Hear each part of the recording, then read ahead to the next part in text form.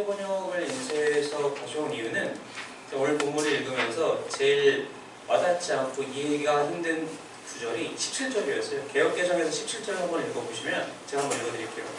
이렇게 계획할 때 어찌 경솔이하였으리요. 꼭 계획하기를 육체를 따라 계획하여 예예하면서 아니라 아니라 하는 일이 내게 있겠느냐. 이 후반부가 전혀 이해가 안 가는 거예요. 예예하면서 아니라 아니라 하는 일이 내게 있겠느냐는 무슨 뜻이냐. 이제 새 번역을 봤더니 이게 내가 속으로는 안 그럴 거야 라고 하면서 그렇게 할게 라고 계획을 세우고 내가 그런 사람이겠느냐 라는 뜻입니다. 이 얘기가 왜 나왔는지를 이제 우리가 오늘 본문을 통해서 같이 얘기를 하면서 그 부분이 설명이 될 거예요. 사도 바울이 지금 고린도 교회 편지를 이제 남아있는 편지로는 두 번째 편지를 이제 쓰는 거예요. 그래서 앞에서도 우리가 지난주에도 같이 말씀 나눴지만 사도 바울이 다시 한번 자신이 왜 하나님의 사도인지, 왜 예수 그리스도를 증거하는 사도로서의 권위가 자신에게 왜 있는지에 대해서 그렇게 다시 한번 얘기를 하면서 또 본인의 경험에 따라서 경험에 비추어서 또 어떻게 이제 하나님이 자신을 돌보아 주시고 위로하셨는지에 대해서 이제 얘기를 했는데, 오늘 본문에서는 이제 무슨 얘기를 하는 것이냐면은 도대체 왜 고린도 교회 사람들이 사도 바울을 이렇게 못 잡아먹어서 안달인가? 특히 이 시기에 바로 이 사도 바울이 이 편지를 쓴 이 시기에는 도대체 어떤 이슈가 있었는가? 여러 가지가 있었겠지만 무엇이 있었냐면은 고린도 교회 사람들 입장에서는 사도 바울이 온다고 했다가 안 온 거예요. 고린도 전서를 쓴 이후에 사도 바울이 고린도 교회를 방문합니다. 방문하고 나서 그때 방문했을 당시에 뭐라고 얘기를 했냐면은 내가 잠깐 다른 데 잠깐 갔다가 다시 너희들 꼭 들리고 그리고 나서 다른 곳으로 이동을 할 거야. 이제 오늘 본문에 나와 있지만 16절에 보니까 너희를 지나 마게도냐로 갔다가 다시 마게도냐에서 너희에게 가서 너희의 도움으로 유대로 가기를 계획하였으니, 그러니까 고린도를 방문한 다음에 마케도니아에 갔다가 다시 마케도니아에서 고린도로 다시 돌아와서 고린도 사람들이 보내주는 것으로 유대 땅으로 다시 돌아갈 것이다 라는 계획을 세웠고, 그 계획을 고린도 교회 사람들한테 이미 이야기를 했어요. 고린도 교회 사람들도 그렇게 할 것이라고 생각을 했겠죠. 근데 바울이 고린도를 떠난 이후에 여러 가지 일들이 발생을 했어요. 그래서 사도 바울은 이 계획대로는 고린도를 다시 방문하지 못하게 된 거예요.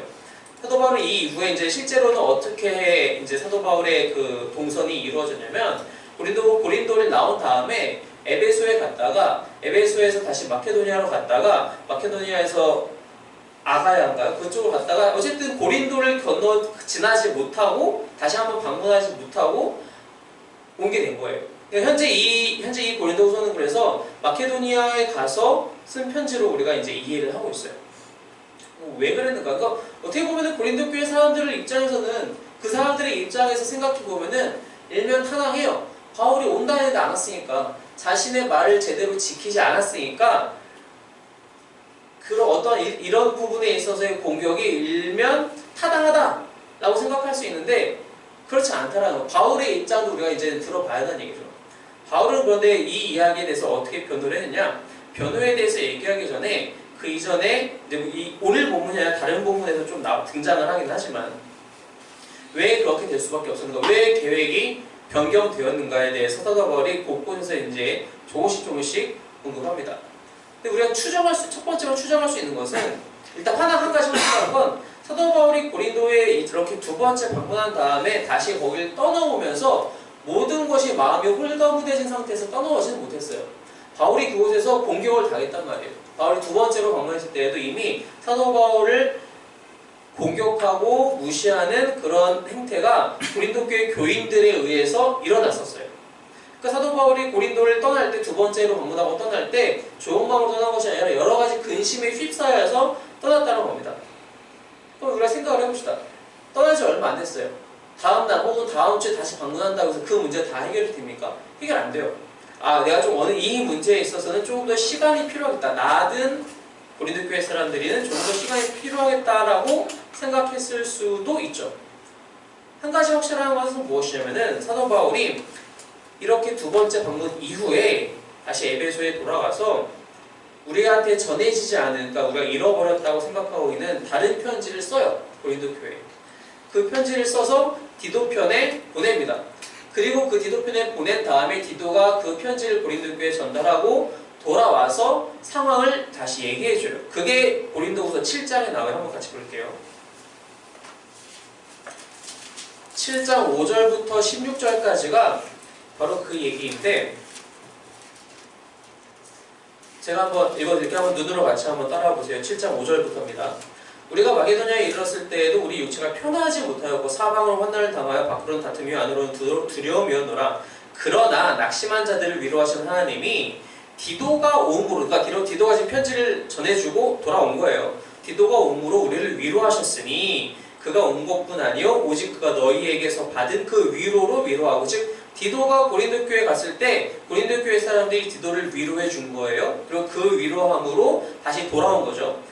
너희의 사모함과 애통함과 나를 위하여 열심히 있는 것을 우리에게 보고함으로 나를 더욱 기쁘게 하느니라. 즉 사도 바울은 디도 편에서 소식을 듣고 어느 정도 문제가 해결이 되었구나. 그래서 8절에 그러므로 내가 편지로 너희를 근심하게 한 것은 후회하였으나, 그러니까 편지를 디도 편에 보낸 편지를 얘기하는 거예요. 지금은 후회하지 아니함은 그 편지가 너희로 잠시만 근심하게 한 줄을 알미라. 9절 내가 지금 기뻐함은 너희로 근심하게 한 까닭이 아니요 도리어 너희가 근심함으로 회개함에 이른 까닭이라. 그러니까 잘못이 어느 정도 해결됐다는 거죠. 그들의 잘못이. 너희가 하나님의 뜻대로 근심하게 된 것은 우리에게서 아무 해도 받지 않게 하려 함이라. 이렇게 해서 얘기가 이게 진행이 됩니다. 즉 무슨 뜻이냐면은 디도를 통해서 편지를 주고받은 이후에 어느 정도 문제가 해결이 되었다. 내가 다시 바로 곧장 재방문하지 않아도 괜찮겠다라는 확신을, 어느 정도의 확신을 사도 바울이 갖게 된 거예요.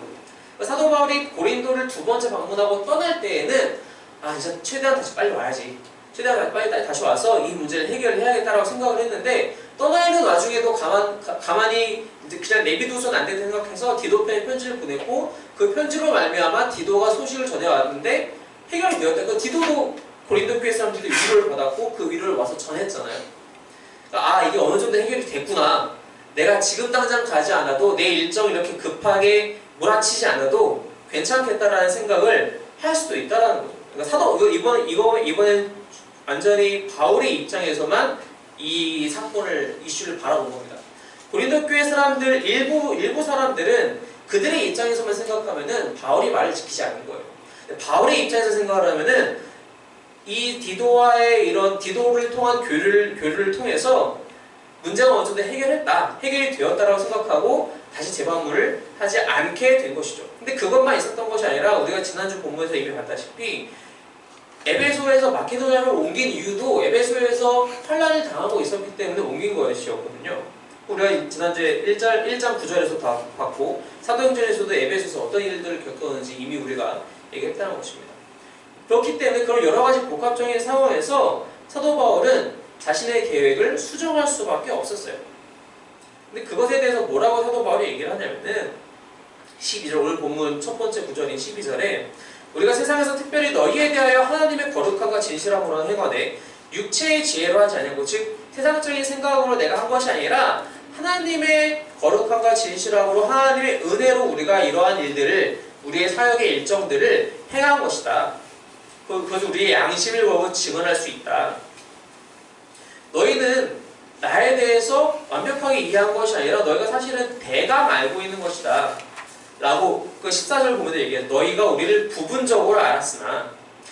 사도 바울은 자신이 행동한 그 근거를 자신의 의지나 자신의 어떤 세상적인 판단으로 한 것이 아니라 하나님의 은혜로 하나님께서 자신에게 허락하신 그 거룩함과 진실함, 그것을 기준으로 해서, 그것에 바탕으로 해서 자기가 이 일정의 변경을 결정했다라고 얘기를 하는 것이고, 이것이 마지막 날에 14절에서 얘기했듯이 우리 주 예수의 날에는 너희가 우리의 자랑이 되고 우리가 너희의 자랑이 될 것이다. 즉 마지막 날에 우리 모두가 주님 앞에 다시 섰을 때 다시 그때 비추어 봐도 나는 이 문제에 대해서, 이 계획을 변경한 것에 대해서 절대로 내 임의로 행한 것이 아니다. 너희가 밉다거나 혹은 어떤 기타 이유가 있어서 그런 것이 아니라 하나님께서 주신 마음으로 그 뜻대로 내가 행한 것이다. 그것에 양심에 비추어 한 점 거리낌이 없다 라고 변호를, 자기 스스로를 변호하고 있는 것입니다. 사실 고린도 교회 사람들도 사실은 이런저런 사정들을 다 돌아봤었어야 하는 것은 맞죠. 그렇죠? 자신의 입장에서만 이렇게 남을 쉽게 판단할 수는 없다는 것입니다. 물론 당시의 상황이, 시대적인 상황이 그렇게 개인 간의 그런 요즘으로 치면은 SNS가 있어서 언제든지 서로가 어떤 일들이 있었는지 알 수 있지만 당시는 물론 그럴 수는 없었죠. 하지만 이미 기도를 통해서 편지가 오고 갔고 소식 교류가 있었음에도 불구하고 고린도 교회 사람들은 자신들 생각만 옳았다고, 그 일부분의 사람들이, 그리고 바울은 틀렸다라고 생각하고 그렇게 하면서 바울을 공격하면서 교회 안에 분란을 일으켰기 때문에 우리가 그것을 성경 말씀에 비추어서 그것을 잘못한 것이다라고 얘기하고 있는 것이죠. 바울은 자신이 그것을 하나님의 은혜와 하나님의 진실하심과 내가 그날 마지막 날에 하나님 앞에 섰을 때에도 이 일에 대해서 나는 꺼리낌이 없다 라고 스스로 그렇게 확신하면서 얘기하는 것을 볼 때 바울이 일부러 그런 것은 아닌 것 같다라고 생각을 해볼 수 있다는 것입니다. 그러면서 뭐라고 얘기를 하냐면은 원래대로라면 그러니까 15절부터는 그렇게 해서 이제 그 얘기는 다시 이제 변호를 하면서 너희를 다시 한번 찾아가서 한 번 더 우리가 은혜를 나눴으면 좋았겠지만 이런저런 이유로 이렇게 우리가 1절 변경하게 되었다. 그러면서 17절에 다시 한번 어찌 경솔히 하였을까? 내가 속으로는 떠나면서 다시 오지 말아야지 생각해놓고 너희한테는 말로는 다시 올 거야 걱정 마 라고 이렇게 거짓말한 것이 절대 아니다 라고 얘기를 합니다. 근데 바울이 이렇게 왜 이것을 12절부터 17절까지 6구절이나 그렇게 이제 소비를 해가면서 이 사건을 해명해야 했느냐? 사람들이 바울의 말을 신실하게 생각하지 못하면 그것이 어떻게 확정이 되느냐? 바울이 전한 메시지에도 신실함이 없다라고 생각할 것이기 때문에 이것을 이렇게 강하게 변호하는 거예요. 바울이 전한 메시지가 무엇입니까? 바로 하나님의 아들 주 예수 그리스도의 복음이잖아요. 그것마저도 신실하지 못하다고 생각하면 안 되기 때문에 바울은 이 문제에 대해서 적극적으로 얘기하고 있다는 거예요. 그래서 바로 18절에 뭐라고 이어지느냐? 하나님은 미쁘시니라. 하나님은 미쁘시니라. 우리가 너희에게 한 말은 이하고 아니라 함이 없노라. 내가 너희들한테 한 이야기 중에 어떠한 것도 사실이 아닌 것이 없다는 거예요. 다 모든 것은 신실한 이야기고 그것은 내가 잘나서가 아니라 하나님이 미쁘시고 믿음직스러운 분이시고 하나님이 신실한 분이시기 때문에 그렇기 때문에 그러하다라고 얘기하고 있다는 것이죠. 하나님이 신실하시다 라는 말은 무슨 뜻이냐? 그것은 하나님께서 지금까지 하신 모든 약속, 그러니까 바울이 이 편지를 쓰는 이 시점을 기준으로 얘기한다 하더라도 하나님이 지금까지 하신 모든 약속들은 다 이루어졌고 또한 확실히 이루어질 것이다 라는 그 확신을 기초하고 있는 선포라는 거예요. 그래서 사도 바울이 19절에도 똑같이 우리 곧 나와 실로와 너와, 이제 우리가 바울과 실라라고 보통 잘 알고 있죠. 디모데로 말미암아 너희 가운데 전파된 하나님의 아들 예수 그리스도는 예하고 아니라함이 되지 아니하셨으니 그에게는 예만 되었느니라.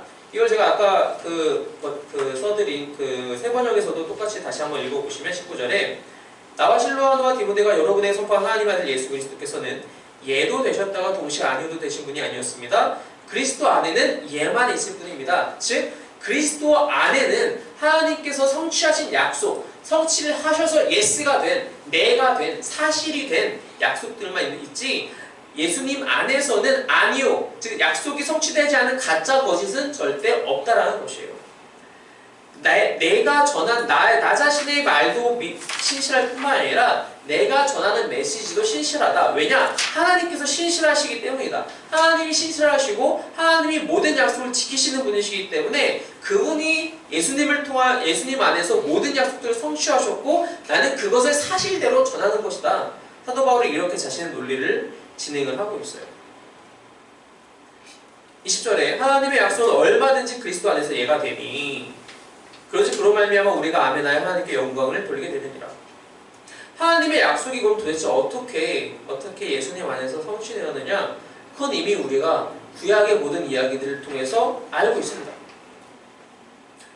사도 바울이 여기서 사용하고 있는 약속이라는 단어 당연히 언약에 대해서 얘기하고 있는 것이고 그 언약은 그들이 갖고 있는 구약 성경, 당시에는 이제 성경이었겠죠. 그냥 구약 성경, 우리가 보는 구약 성경 안에 이미 다 표현되어 있어요. 아브라함에게 하신 언약, 다윗에게 하신 언약, 모세에게 하신 언약, 그 모든 약속들, 모든 선지자들에게 주신 그 말씀들이 이미 다 예수 그리스도를 통하여서 성취가 되었다는 것입니다.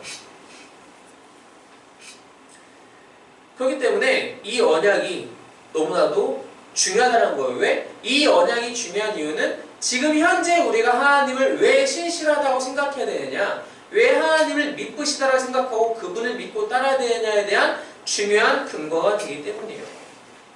당시에 고린도 교회를 찾아온 사람들은 우리가 지난번에 잠깐 얘기했던 가짜 사도들은 어떤 종류의 어떤 종류의 사람들이었냐면은 다른 바울 서신에서도 등장하긴 하지만 유대주의자 사상을 갖고 있는 사람들이에요. 무슨 뜻이냐? 예수님만으로 우리가 구원받을 수 없다라는 거예요. 그러니까 다른 편지에서 썼던 것처럼 할례도 받아야 되고 유대인들이 갖고 있는 율법도 다 지켜야 하고 그런 이야기들을 전하는 사람들이에요. 그러니까 율법이 너무나도 중요하다. 율법이 예수님으로 완성되는 것이 아니라 율법 자체로서 너무나도 중요한 완성도가 있기 때문에 예수님만 믿어서는 안 되고 율법도 열심히 지키는 것이 현재 와서 지키는 것이 당연하다라고 얘기를 했다는 거죠. 사실 이것에 대해서 사도 바울은 지금 이것에 대해서 반대를 해야 되는 상황이잖아요. 쉽게 반대하려면은 아니다. 율법과 예수님만 지키면, 예수님만 믿으면 돼. 율법 다 갖다 버려. 극단적으로 얘기할 수도 있었어요, 사도 바울. 근데 사도 바울은 그렇게 하지 않아요. 물론 사도 바울이 잘 모르는 사람들이 읽거나 들었을 때 그렇게 혼동할 수도 있을 것처럼 쓰기는 써요. 3장 가서 보면은 3장 7절에서 11절에 가서 보시면은 그런 식으로 우리가 이해할 수도 있지 않을까라고 생각하기도 해요. 그런데 사도 바울 그 이야기는 만약 그 구절을 그렇게 해석하면 잘못된다는 거예요. 사도 바울이 진짜 하고 싶은 이야기는 무엇이냐? 새 언약, 즉 그리스도를 통해서 예수님을 통하여서 우리에게 주어진 새 언약은 과거 하나님이 주신 옛 언약들이 있었기 때문에 그 언약들이 성취되었기 때문에 가능해진 것이라는 거예요.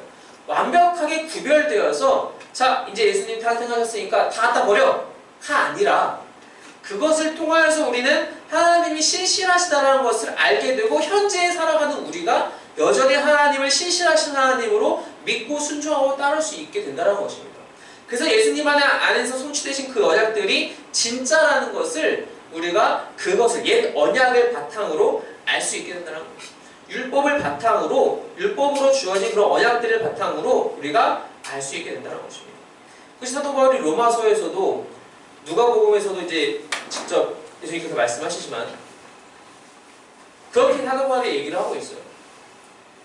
사도 바울은 이 가짜 사도들을 반박하기 위해서 아니야 율법 다 버려 라고 얘기하지 않고 옛 언약과 새 언약은 하나님 안에서 하나라는 거예요.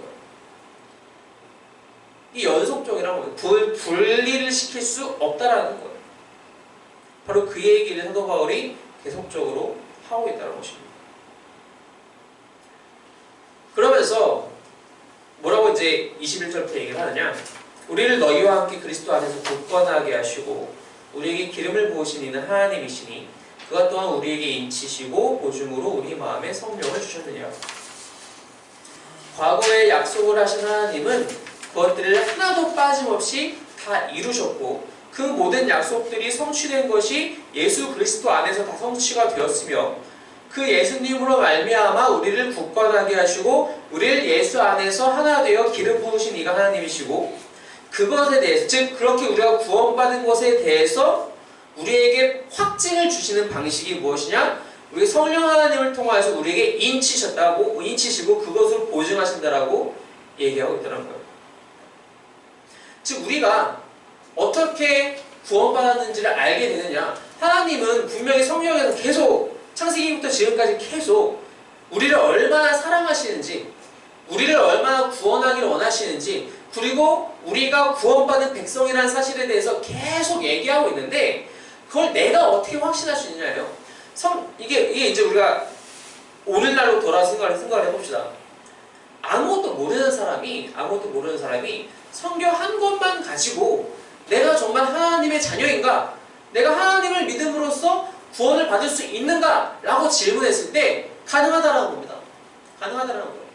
이 말씀을 읽고 묵상하고 그 가운데 성령 하나님을 통하여서 우리에게 은혜 주실 때 우리는 비로소 확신할 수 있게 된다는 거예요. 왜냐? 성경 곳곳에서 하나님은 약속하셨고 그 약속은 성취가 되었고 그 약속이 성취했다는 사실을 인정하고 이해하고 인정하고 믿는 사람들에게 그것을 보증하기 위해서 성령 하나님을 보내주셨다는 거예요. 말씀을 통해서 그것이 이미 우리에게 다 증거가 되었다는 것입니다. 우리가 이 자리에 앉아있는 이유는 말씀을 읽기만 해서 그것이 해결된 사람들이 아니라 말씀을 읽고 묵상하고 그 가운데 그것을 믿음으로 반응해서 그것으로 말미암아 하나님이 우리에게 성령 하나님으로 인치시고 보증하셨기 때문에 우리가 이 자리에 앉아있는 거예요. 그렇다면 아직 믿음이 없는 사람들에게도 물론 그 통로는 중요하죠. 그게 우리가 될 수도 있고 다른 사람이 될 수도 있어요.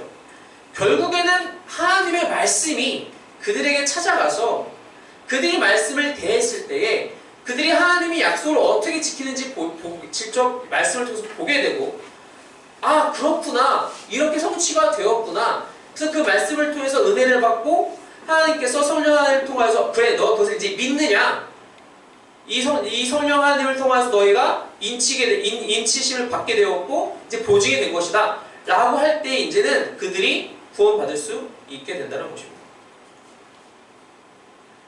그래서 이제 보증이라는 단어가 헬라어가 사실 이게 성경에서 사용되는 헬라어는 지금은 안 써요. 이제 코인의 헬라어라고 해서 당시의 헬라어고 지금은 사실 사어입니다. 사어 죽은 언어예요. 근데 이 단어 그렇다고 모든 단어가 다 안 쓰이는 건 아닌데 여기서 사용한 보증이라는 단어는 현대 헬라어에서도 여전히 쓰여요. 현대 그리스어에서도 어떤 단어를 쓰냐면은 약혼 반지로 써요. 약혼 반지. 약혼 반지 우리가 요새는 약혼식 잘 안 하잖아요. 근데 요즘 우리나라에서는 약혼을 했다라는 것은 결혼이 보장되어 있다라는 거예요. 하나님께서 우리를 성령 하나님으로 보증하셨다라는 것은 우리의 구원이 보장되어 있다라는 거예요. 확실히 뒤에 올 것이지만 분명히 온다라는 사실이라는 겁니다. 이 단어가 바로 그런 단어예요. 사도 바울이 그런 단어를 사용함으로써 너희가 구원받은 것 사실에는 변함이 없다라고 얘기를 하고 있는 거예요. 내가 전한 메시지 하나님의 아들 예수 그리스도의 복음 그분을 믿음으로 말미암아 너희가 성령 하나님께서 너희를 인치셔서 너희가 받은 구원에 대해서는 전혀 변함이 없다. 내가 지금 방문하려다 방문하지 못했다는 사실 때문에 나를 비난할 수 있을지 몰라. 하지만 그것도 지금 나에게서는 할 수 있는 얘기가 아니지만 그렇다고 해서 내가 전한 메시지까지 너희가 반대할 수 없다. 그것은 하나님께서 신실하신 만큼 그 메시지의 내용 역시 신실한 것이고 너희들의 구원 역시 확신된 것이다. 내가 전한 모든 복음들이 바로 그렇게 확정적인 것이다 라고 사도 바울이 얘기하고 있다는 것입니다.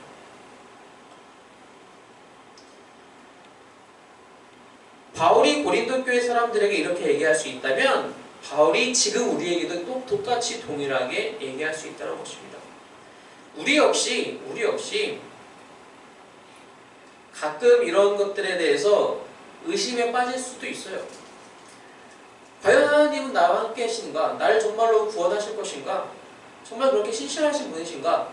왜냐하면 우리가 살아가면서 우리의 삶은 크게 변함이 없거든요. 뭔가 나아지는 것처럼 보이지 않고 내 마음속에 어려움들도 가득하고 정말 하나님이 마지막 날까지 나와 함께 하실 것인가에 대한 두려움도 있어요. 근데 사실 대부분 그런 두려움은 우리의 일상의 어려움들 때문에 찾아오는 두려움이기는 해요. 내가 지금 당장 힘들기 때문에, 내가 지금 당장 건강하지 않기 때문에, 내가 지금 당장 돈을 잘 못 벌기 때문에, 내가 지금 당장 어려움에 처했기 때문에 그 문제를 우리는 착각해서 구원의 문제와 연관시켜서 하나님 진짜 신실하신 것 같지 않은데? 나에게 이런 것도 도와주지 않으시면서 나의 구원조차도 이게 확실한 것인가? 라고 착각하고 의심할 때가 분명히 있어요. 그렇지 않다는 겁니다. 그렇지 않다는 겁니다. 하나님이 우리를 사랑하시고 구원하신 문제는 이미 해결된 문제라는 거예요. 우리 손에 이미 약혼 반지가 끼워져 있다는 것입니다. 이미 성령 하나님께서 우리를 인치셨고 그래서 우리가 어떻게 알 수 있다고요? 사도 바울이 이미 고린도서에서 다 얘기하셨나요? 우리가 그리스도를 주라 시인할 수 있는 것은 성령 하나님의 도우심 아니면 안 된다는 거예요. 우리가 하나님을 아버지라고 인식할 수 있는 그 이유가 바로 거기에 있다는 겁니다. 우리가 하나님을 아버지라고 인식하고 있다면 이미 그것이 우리가 구원받은 사실을 확증하고 있다는 거예요. 우리가 우리의 부모님을 언제나 내가 막 저희 아버지의 성함이 이석봉 씨니까 이석봉 씨는 내 아버지야. 제가 그것을 한순간도 쉬지 않고 제가 날마다 암기하고 있나요? 그래야지 그것이 그분이 내 아버지가 되고 내 아버지로서 내가 인식이 되고 그러나 그렇지 않아요. 그렇지 않잖아요. 하나님을 우리가 아버지라고 인식하는 것도 마찬가지라는 거예요. 우리가 날마다 열심히 노력해서 하나님은 나의 아버지야라고 암기하고 살아야 진짜 아버지가 되신 게 아니잖아요. 우리는 이미 마음속으로 세상 사람들과 믿음 없는 사람들과는 달리 하나님이 아버지라는 사실을 완벽히 인식하고 그렇게 살아가고 있어요. 그래서 우리는 자연스럽게 힘들 때 기도하고 하나님을 찾게 되고 아버지라고 부르게 되고 우리의 깊은 탄식 속에서 주여 아버지 라고 하고 있어요. 이미 우리는 하나님을 아버지로 인식하고 있어요. 그게 우리가 구원받았다는 약혼 반지예요. 그런데 우리가 잠깐 힘들다고 내 문제가 안 풀린다고 그걸 의심할 수 있다고요? 그럴 수 없다라는 거예요. 바울이 일정을 변경했다고 하나님이 가짜라고 그럴 수 없다라는 거예요. 고린도 교회 사람들 역시 그렇게 생각할 수 없다라는 겁니다. 우리 역시 그렇게 생각할 수 없다라는 거예요. 그것에 대해서 우리가 확신을 갖고 살아가야 우리를 바라보고 있는 다른 믿음 없는 사람들 역시 그렇게 동일하게 복음의 메시지를 듣고 하나님을 만날 수 있게 된다는 것입니다. 우리를 통하여서 또 말씀을 통하여서 바로 이 일에 우리가 열심으로 사용받기를 원한다면 우리 마음에 있는 확신을 다시 한번 돌아봐야 한다는 겁니다. 있어요. 우리는 있다라는 거예요. 나의 어려움으로 그런 것을 우리의 사소한 어려움으로 그런 것을 의심할 수 없다는 것입니다. 사도 바울은 이 이야기를 계속해서 하고 있습니다. 우리는 이미 구원받은 사람들입니다. 우리 안에 성령 하나님이 계시다는 것은 그것은 반박할 수 없는 사실이에요. 이를 통해서 우리는 더욱더 열심으로 살아갈 수 있어요. 즉 무슨 뜻이냐? 이렇기 때문에 우리가 이제 앞으로 막 살아도 돼. 나 이미 구원받았는데 막 살아도 되는 거 아니야? 사도 바울은 절대 그렇게 얘기하지 않아요. 한 군데만 찾아볼게요. 빌립보서 2장입니다. 빌립보서 2장 12절 13절 말씀.